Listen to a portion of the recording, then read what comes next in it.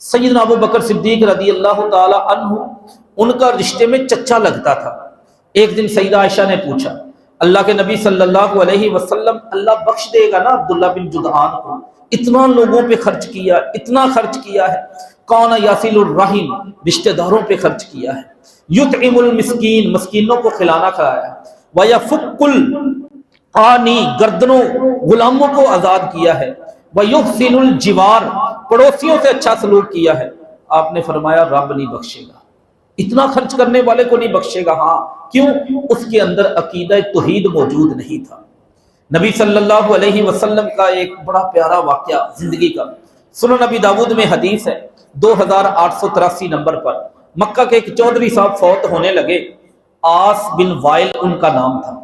وہ بندہ فوت ہونے لگا، اپنے بچوں کو بلایا، یار یہ محمد کہتے ہیں کہ قبر میں عذاب ہوتا ہے، جہنم میں عذاب ہوتا ہے، لہذا ایک کام کرو، میرے مرنے کے بعد میری طرف سے 100 غلام آزاد کر دینا، 50 میرا ایک بچہ کرے گا، 50 ایک بچہ کرے گا۔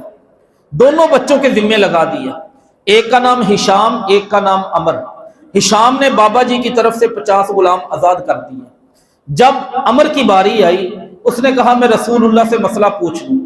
نبی کریم صلی اللہ علیہ وسلم سے مسئلہ پوچھا، آپ صلی اللہ علیہ وسلم نے فرمایا یاد رکھنا، اگر آپ کے ابا جان کا عقیدہ ٹھیک تھا، اعتقتم عنہ، جاؤ جا کے غلام آزاد کرو، ثواب پہنچ جائے گا۔ اگر آپ کے بابا جی کا عقیدہ ٹھیک تھا، حججتم عنہ، اس کی طرف سے جا کے حج کرو، ثواب پہنچ جائے گا۔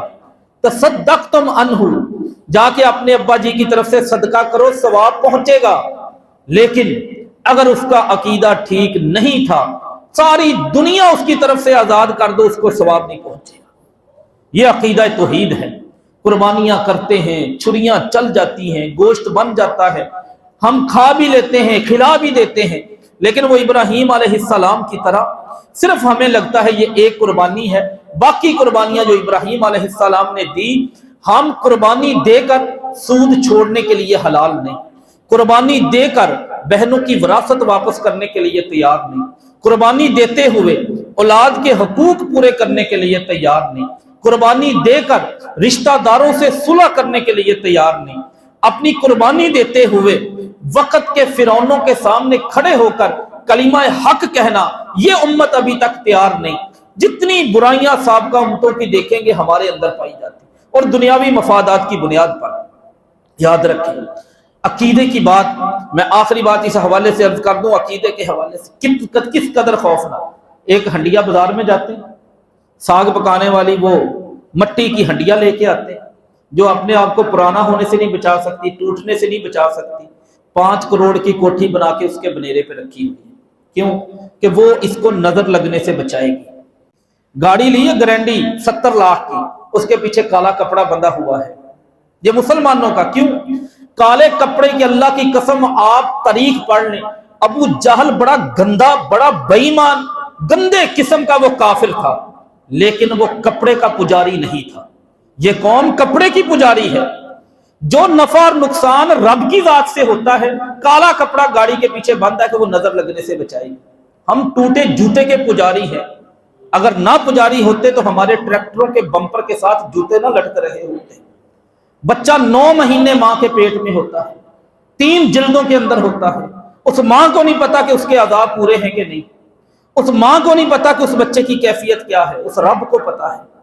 5 مہینے ماں کے پیٹ میں، 9 مہینے 270 دن بچہ گزارتا ہے، 120 دنوں کے بعد روح پھونکی جاتی ہے، 150 دن وہ ماں کے پیٹ میں گزار کے آتا ہے، ایک سانس بھی بچہ نہیں لیتا، ایک سانس بھی نہیں لیتا، کسی بھی سانس کے بغیر 5 مہینے ماں کے پیٹ میں اللہ اس بچے کو زندہ رکھتا ہے۔ میں اور آپ 5 منٹ بھی سانس کے بغیر بچے کو زندہ نہیں رکھ سکتے، لیکن جب وہ بچہ آ جاتا ہے پھر اس بچے کی حفاظت ہمارے پیاز کرتے ہیں، دادی اماں آ کے اس کے سرہانے پیاز رکھ کے جاتی ہے۔ کیوں؟ اس سے نا جن بچے کو نہیں ڈرائے گا۔ ماں کے پیٹ میں کیوں نہیں ڈرایا کسی نے؟ وہاں پہ جو رب اس کی حفاظت کرنے والا تھا، دنیا میں آنے کے بعد وہ کیوں نہیں کرے گا؟ اس کے گلے میں پتہ نہیں کون کون سی چمڑے کی چیزیں لٹکائی ہوئی ہیں، کون کون سے دھاگے باندھے ہوئے، کون کون سے کڑے پہنائے ہوئے۔ لوہے کی عبادت، چمڑے کی عبادت، پیاز وہ نفع نقصان کا مالک، چھری اس کے سرہانے رکھی ہوئی ہے، کیوں؟ اس سے بچہ ڈرتا نہیں ہے۔ چھری کے پجاری، لوہے کے پجاری، ٹوٹے ہوئے جوتوں کے پجاری، کالے کپڑے کے پجاری، گندی ہنڈیا جو سالن پکانے کے قابل نہیں رہتے اس کے پجاری، اس رب کو آپ نے رب کیا مانا؟ اللہ کی قسم، اللہ کی قسم، پھر میں اللہ کی قسم اٹھا دوں، عقیدہ سیکھنا ہے تو صحیح بخاری کی ایک حدیث کھولیں، 1605 نمبر، عقیدہ توحید کیا ہے۔ سیدنا عمر بن خطاب رضی اللہ تعالیٰ عنہ حج کرنے کے لیے گئے، کعبۃ اللہ کا چکر لگایا، اس کونے کے پاس آئے جس میں حجر اسود لگا ہوا ہے، جو جنت سے آیا ہوا پتھر ہے، جو دودھ سے زیادہ سفید تھا، اور مسلمانوں کے بندوں کے گناہ اس میں منتقل ہوتے گئے اس کا رنگ بدل گیا۔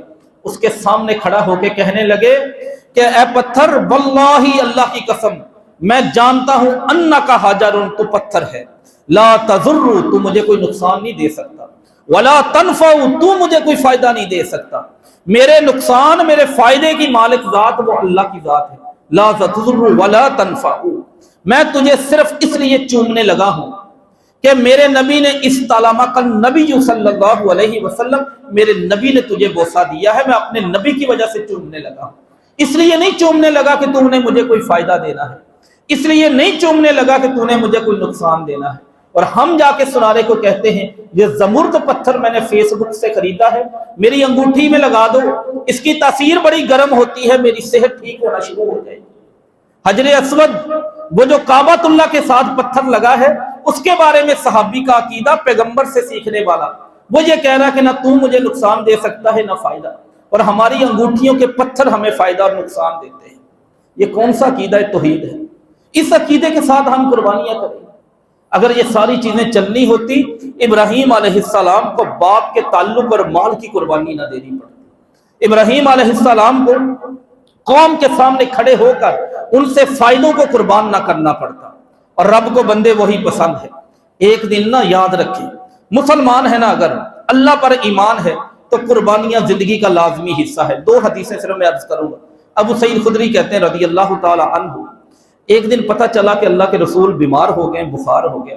ادب المفرد امام بخاری کی حدیث کی کتاب ہے، 510 نمبر۔ یہ عقیدہ اپنے بچوں کو سکھائیں، یہ سب سے زیادہ ضروری ہے۔ ہمارے جیسا کوئی بندہ آ کے مذہبی ٹچ میں آ کے آپ کے بچے کا مال نہ چھین کے لے جائے، آپ کا بچہ وہ عقیدہ وہ دنیا میں جیے تو آپ کی قبر کی ٹھنڈک کا سبب بن جائے، آپ کی جنت کی اونچائی درجات تبدیل ہونا شروع ہو جائیں۔ یا اللہ کیوں تو نے مجھے جنت میں بلند کیوں کر دیا؟ تو نے اپنے بچے کو جو عقیدہ دیا تھا، تو نے جو میری پہچان کروائی تھی، اس کی بنیاد پہ رسول اللہ کی محبت اس کے دل میں اتار دیں، پیغمبر کی سیرت اس کے دل میں اتار دیں۔